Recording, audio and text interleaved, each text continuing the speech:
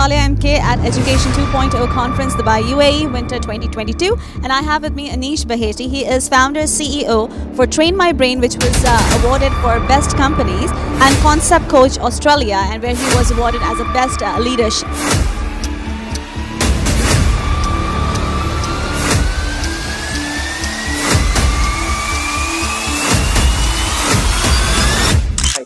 So, hello viewers. Today with us, Mr. Anish Baheti, 4 times Tedx speaker and a phenomenal public speaker, meditation coach, and life coach. So, sir, how are you today? Feeling? I'm doing very well. Thank you, Ronak, for inviting me on your podcast. I hope you are doing well as well. Yeah. Sir, you are also a peculiar podcast host. So, how do you feel today when I'm hosting you? I will only tell that after the podcast is done. Actually. So, our theme of discussion will be very keen. So, right now, I'm going to ask you the most asked question on social media, right? And which is very important to learn. What do you think about problem solving skills that people should learn and should execute in their life to grow? So, give your some insights in regard of problem solving skills that people should always keep in mind. So, Ronak, I would rather give a small tip in terms of solving problems, like the way I usually solve problems. So, whenever you are faced with a problem or a challenge, it's better that you break down the problems. The big problem, if you can just break it down into small chunks. That's the first thing which ideally you should do. Yeah. Second is something called as stacking. So what is stacking? Basically, stacking is it's like you are building a stack of solution.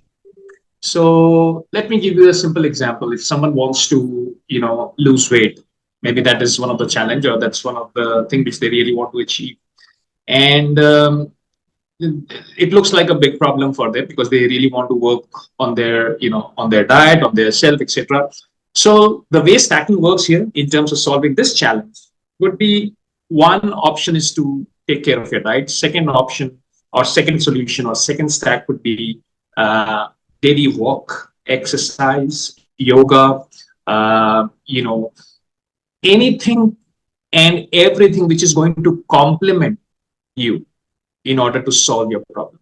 That could be part of your stack. And stacking is specific to that individual. So for someone, he or she might have 4 or 5 things in their stack while solving problem. Right. It could be different for somebody else. Somebody who really wants to lose weight, they would rather put gym as number 1.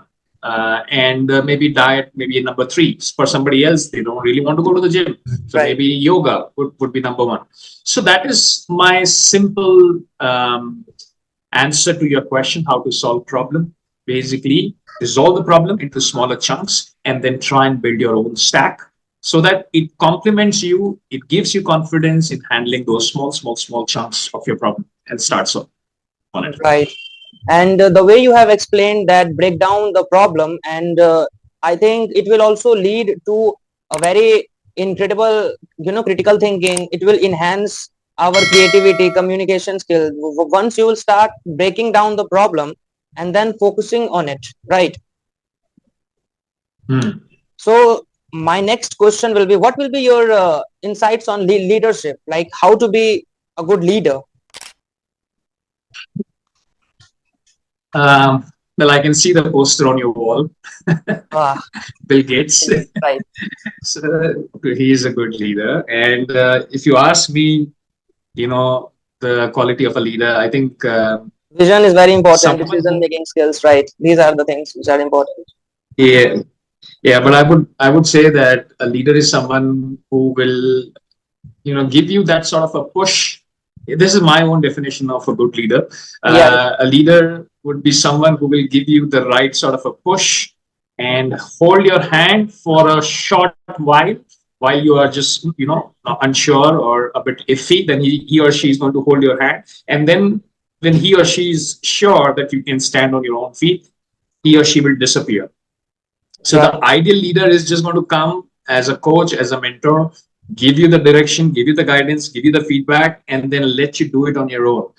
He or she usually will be, take the blame, most of the time, and he or she would not be very much interested in taking the trophy. They would rather keep people in front of them and Yeah, just let them enjoy and be at the sideline. But when the time comes for the blame, then yeah. basically they are the one who usually step up and take the blame and lead the team from the front.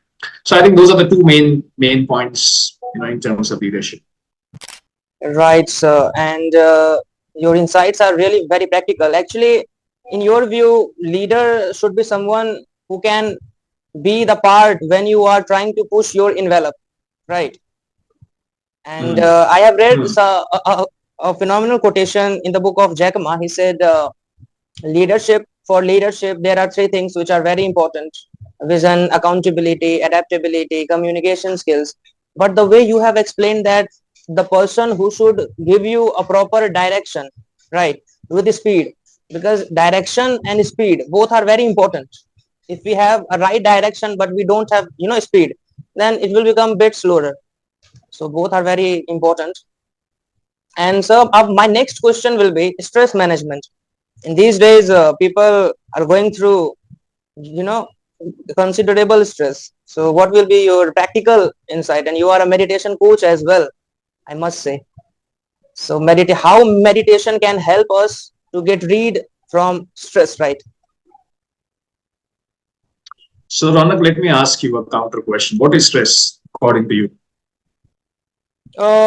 Stress. So when a lot of emotion comes and started bombarding at us, right? I mean, stress is something which stops us to do what we want. Stress is something which blocks our signals in the mind, that for curiosity, that don't do this, don't do this. So stress stops us. Stress gives us a lot of overthinking and all, right? Blocks our Mhm. way of productivity. So, again, I would like to keep it simple. So, stress, according to me, is any anything, any event, any person, any situation which is not behaving the way I want it to behave. That is stress. Any situation, any person, anything, any event, any surrounding, any environment, which is not behaving the way I want it to behave, that will bring me stress. You can take an example. If this mobile is not working the way I want it to work, I will get stress. If this person is not behaving the way I want him or her to respond, I will get stress. Okay. Right. So basically, to handle stress, there's a classic. Um, there's something which I've written in the book. I don't know whether you can see this live deck. Yeah, the This life is deck. a book which I've written. Yeah, it's a 52 different concepts which I picked on life, on emotions, and I'm just going to go straight away into card number 19, which is on stress, and I hope everyone can see it properly. So these are the four things. This side, these are the four things which I'm going to talk. Like what is stress and how do we actually handle stress? So Right. whenever you're faced with a stressful situation, there are a few options. There are in fact four options. One option is basically to run from that situation, and when you are running from the situation, it is going to catch up late sooner or later. At that point of time, you feel that you have handled the stress, but sometime later, it will just want to come back to you. It's going to follow. So that is the reaction. The second way to handle stress is to fight or to confront. So the first one is flight, second one is fight. You're trying to fight it out, confront. And it is also going to bring a lot of anger, it's also going to bring a lot of chaos, violence. It will never be a good situation. Ultimately, you will feel that, okay, I'm winning, but in a way, you will be losing a lot of energy, money, resources, and everything. So it's never going to be a good sort of option. The third option is basically, you are hiding. So I call it as freeze. So flight, fight, and freeze. So you feel that I'm helpless. I can't do anything. Let me just shrink. Let me just go into my shell. I feel insignificant in front of the stress. I can't do anything. So I become very passive. Okay. So all these three things which I mentioned are reactions. In a way, they are reactions. Okay. because either you are running away, or you are fighting, or you are basically hiding yourself.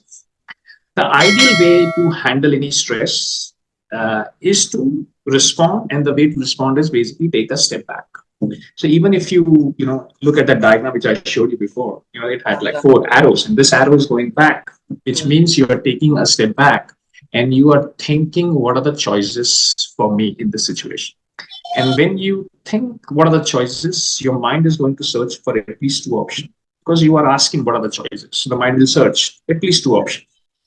And chances are one of the options could be a good mindful option, like a mindful choice. And that is what I called as a response.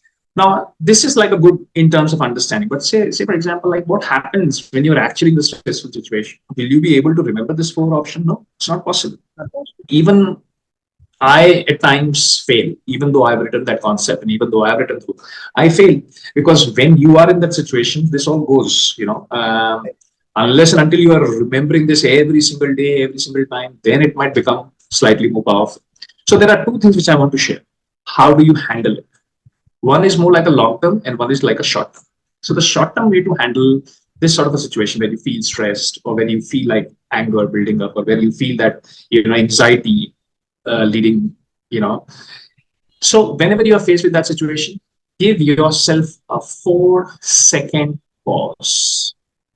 4-second pause. So let's say you're going on a road, and suddenly your car hits on the car. So it's a stressful situation. You start feeling angry. You get out of the car, and then you straight away confront with that person, or you hide yourself, or you run away from that situation. All these are reactions.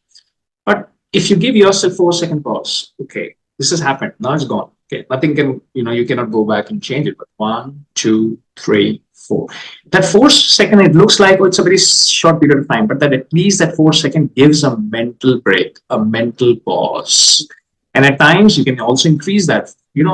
People used to say count to 1 to 10, right? That is basically a pause. You're trying to give yourself a pause. But if you can increase that 4 second to maybe 10 seconds, you will get enough chance to understand what the situation is, and then look out for a response rather than a reaction. So that's a short-term solution, like a quick fix. If something happens in a stressful situation, at least give yourself 4 seconds.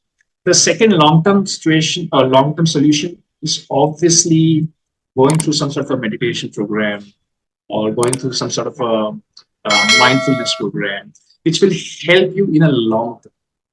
And I've created myself. I've created I've done few meditation techniques, from a lot of places, and then I've created one sort of a short program for people who have never done meditation in their life, even for corporates, even for students just like you, who have never done meditation in their life, but they would like to do that in a very simplified manner. Because see, what happens is a lot of people think meditation is only for few individuals who can just go somewhere like in the mountains and sit for solitude, or they might they leave everything and then they go into some sort of an isolation or something like. It's not like that.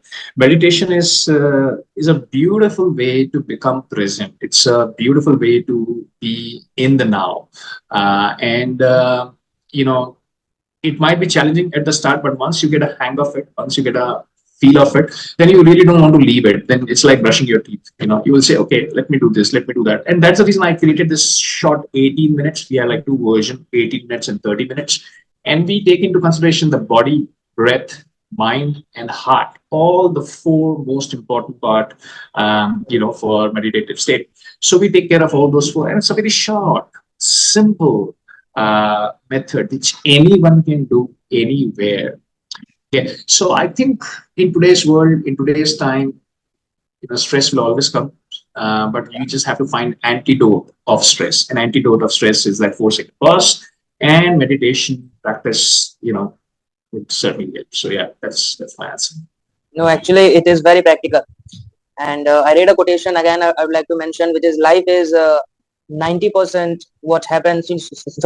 Life is 10% what is happening around us, and 90% how we react on it. So similarly, you also said previously that it is all about react. That when we want something and it is not, reciprocating, then the stress causes. So, and sir, tell me something about meditation. That how to do meditation? I mean, right way, like sitting just for closing our eyes an hour, and then it is a meditation. So, what is the right way to meditate? To control breathe or something? What is the approaches to meditation? So, Ranak, as I said, we have a program which is coming up on, I think, very soon, 24th or 25th of May, which is an online program. Online. Anyone from anywhere can join. And it is a basically, it's a basically program for beginners, people who want to start meditation journey. They want to experience the meditation journey. And in that, I just take each one of them in a very simple baby steps, what you need to do. And just to answer your question, like how it should be done, what is the right approach. So I personally feel that if you have to do meditation, then you are doing something wrong. Meditation should actually happen to you. It's not the other way around. You should not try and do meditation, because if you're trying to do meditation, if you're trying to close your eyes, you're trying to concentrate, it's not going to happen. You let it sink in, let it happen by its own. So I usually say it's not that you are doing meditation. Meditation is doing you, or you are actually in a state where meditation is actually happening to you. So that's all we are going to discuss in that 90 minutes, 120 minutes out of a program, and then people can go back home and try and practice that 18 minutes or 30 minutes. Both the options are given on a regular basis. And once you start doing on a regular basis, then it's like, as I said, like it's just learning a new skill. Once you practice more and more, you definitely get sharper and sharper in that. So yeah, that's how. Right. So moving towards our next most asked question, which is productivity. How to be more productive, right? What will be your insights on productivity, like 5 or 6 approaches, 2 or 3 approaches, which should be very practical, that people wants their time to go in their way, right? So what will be your advices on productivity? My simple answer to productivity is see, I'm a big fan of do what your heart says. I'm a big fan of that. Okay. And if you're doing what your heart is saying, there is no question of productivity, because your heart is in sync. It's like your mind, your heart, your action, your mind, your heart, your body, everything is in sync. And when everything is in sync, yeah, when everything is in sync, there is no question of productivity. Whatever you're going to create will be masterpiece only. The problem is, what happens is, the question about productivity comes only when your mind, heart, and body is not in sync. Either one of them is fighting with you, and that's the reason your productivity loses. That's the reason your productivity is not going, at 100%. So my answer to that is, are you doing the work which you really love to do? Because see, one of the programs which we also run is on Ikigai, like find your Ikigai, the Japanese word, find your purpose. Right. So if you're doing something which you really love to do, something which you really fall in love in terms of doing it, your productivity will automatically show in the output, in the outcome. You don't even have to ask anyone, hey, how did I do? Or you will not be worried about appraisal, because you are doing, that's the level best you can do. And your heart is joyful, your mind is, feeling that sort of a intellectual stimuli, it's getting that sort of a stimuli. And then your body is also, in that active mode, you're not feeling passive. So everything is in sync. So my answer to that is, if everything is in sync, there is no question about that. Wow. It means go with flow, right? And so you are you have a lot of experience about public speaking. You have delivered multiple talks, corporate talks.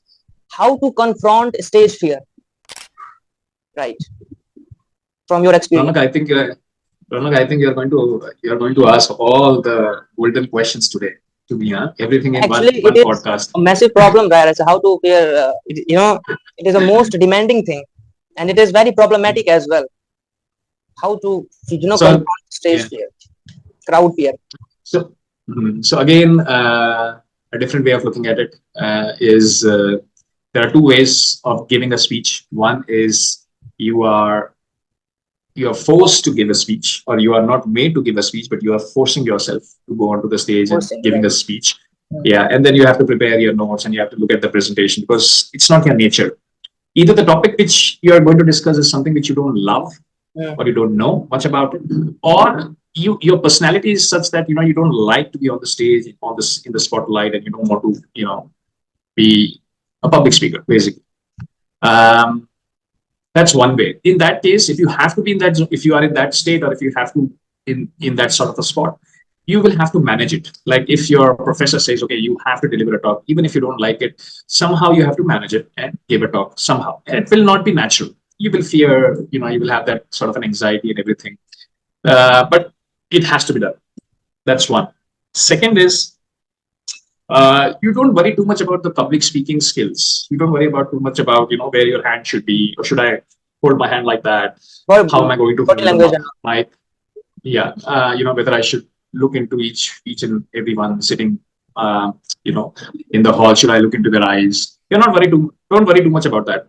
I think if you really love the message which you have to share with the audience, and you are saying it from your heart rather than forcing it from your mind. If you're saying it from your heart and you believe in that message, you love that message, and you know something about that message, I think then in that case you're not worried. You will be a natural speaker. You don't even have to worry about how you're holding the mic or where you're putting your hands. Are you putting that in the pocket, or you're holding something? You're not worried about, because it's very natural to you.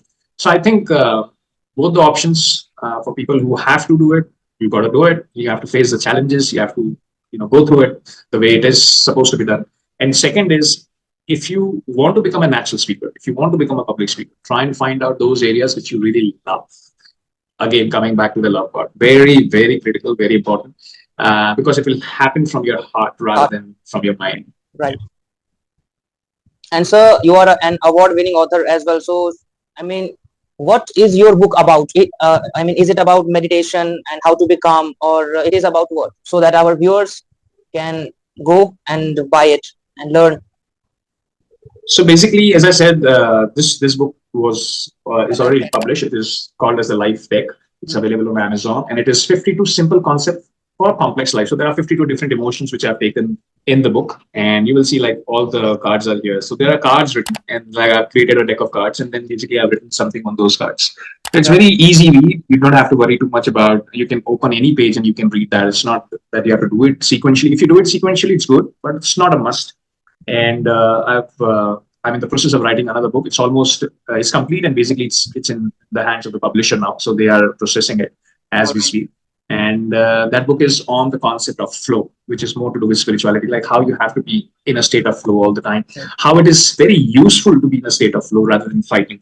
And when you should fight it, then you should be in the state of flow. That book is something very close to me. It took me a year to write that. And again, it will be a very small read. I like that small, simple format because anyone can, take it and they can read, because if the books are slightly thicker, it takes a lot of time and energy. And that's the reason we try and keep it really short and simple. So yeah, so those are the two books. One is already written. Second one is in the process. Hopefully by June, it will be in the market. So. Right. So thank you so much, sir, for sharing your practical advices. And it is very simple approaches, whatever you have shared, right? It is not written anywhere in the book. It is from your experience, what you have executed, and you get, phenomenal results as well. Thank you so much for taking out your prestigious time for our, podcast. And I will add links of books and the live, sir, when is your meditation program is about to come? So meditation program and Ikigai program, both the programs are happening, I think 24th and 25th of May, and it's online. So anyone, anywhere can join it. The links, I think you should have the links. So maybe you can add that to the podcast. Add that all links in the description, and you guys can check it out and go and please join. Thank you, sir, for having us. Thank you. Thank you. Thank you.